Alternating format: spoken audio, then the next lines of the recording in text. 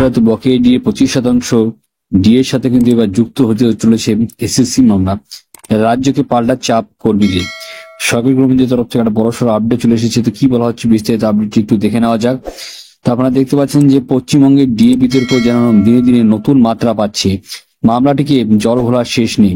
Supreme কোর্টের নির্দেশে অনুযায়ী 2025 সালের 27 জুনের মধ্যে রাজ্য সরকারি কর্মচারীদের কিন্তু 25% ডিএ মিটিয়ে দেওয়ার নির্দেশ দিয়েছিল মহামান্য সুপ্রিম কোর্ট, এবং পশ্চিমবঙ্গ সরকারের তরফ থেকে নির্দিষ্ট সময়ের মধ্যে সেই টাকা মেটাতে ব্যর্থ হয় রাজ্য সরকার। উল্টে আদালতে আরো বেশ কিছু সময় চেয়ে নেয় পশ্চিমবঙ্গ সরকার, আর এই ঘটনা মেনে নিতে পারেনি এবং তার চরম পদক্ষেপ নিলেন রাজ্য সরকারি কর্মীরা। তারা এবার সরকারের বিরুদ্ধে মানহানি মামলা এবং আদালত অবমাননা মামলা কিন্তু রাজ্য সরকারি কর্মচারীদের পক্ষ থেকে এবার করা হয়েছে। এর আগে সরকারি কর্মীদের থেকে শুরু করে বিভিন্ন কর্মীরা জানিয়েছেন রাজ্য সরকারের বকেয়া ডিএ বা মহার্ঘ ভাতা মেটাতে ব্যর্থ হলে সরকারের বিরুদ্ধে আদালত অবমাননা মামলা করবে।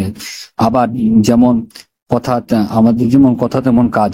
সুপ্রিম কোর্টের মামলা ঠুকলেন গভর্নমেন্ট এমপ্লয়িজের তরফ থেকে সাধারণ সম্পাদক মলয়বাবু জানিয়েছেন, এবং ডিএ সংক্রান্ত অবমাননা মামলাটি লড়বেন এবার ফিরদৌস মহাশয়।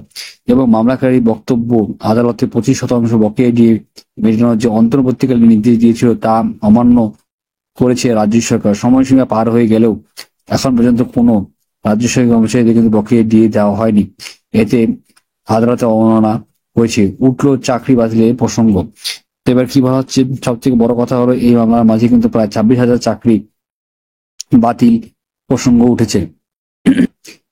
রাজ্য সরকার সুপ্রিম কোর্টে জানিয়েছে যে তারা 2008 সালে 1 এপ্রিল 2019 সালে 31 ডিসেম্বর সময়কাল পর্যন্ত ডিএ মান্যতা দিয়েছেন। এদিকে হলফনামায় আবার রাজ্য সরকার জানিয়েছে যে বিপুল সংখ্যক কর্মচারী দীর্ঘদিন সময় ধরে কিন্তু বকেয়া ডিএ কারণে এই মুহূর্তে বকেয়া মেটানো একটি বিশাল অঙ্কের আর্থিক বোঝা হয়ে দাঁড়িয়েছে, আর তাই কমপক্ষে আরো 6 মাসের সময় চেয়েছে রাজ্য সরকার। অন্যদিকে সরকারি কর্মীদের বক্তব্য 26,000 চাকরি বাতিলের সঙ্গে অযোগ্যদের থেকে বেতন ফেরত নেওয়ার জন্য শীর্ষ আদালতের নির্দেশ দিয়েছিল, এবং রাজ্য সরকার সেই বেতনে ফেরত নিচ্ছে না। সেই বেতনের ফেরত নিলেও তো আর্থিক সংকট কিছুটা মিটতে পারে। এদিকে সেই অযোগ্য শিক্ষকদের বেতন ফেরতে না নিয়েও কিন্তু আদালত অবমাননা মামলা করেছে রাজ্য সরকার, এবং সব মিলিয়ে কিন্তু রাজ্য সরকারের চাপে বাড়াতে চলেছে রাজ্য সরকারি কর্মীরা। তো আশা করি আজকে ভালো থাকবে, লাইক করবেন, শেয়ার করবেন, চ্যানেল সাবস্ক্রাইব করবেন। জয় হিন্দ, ধন্যবাদ দেখার জন্য।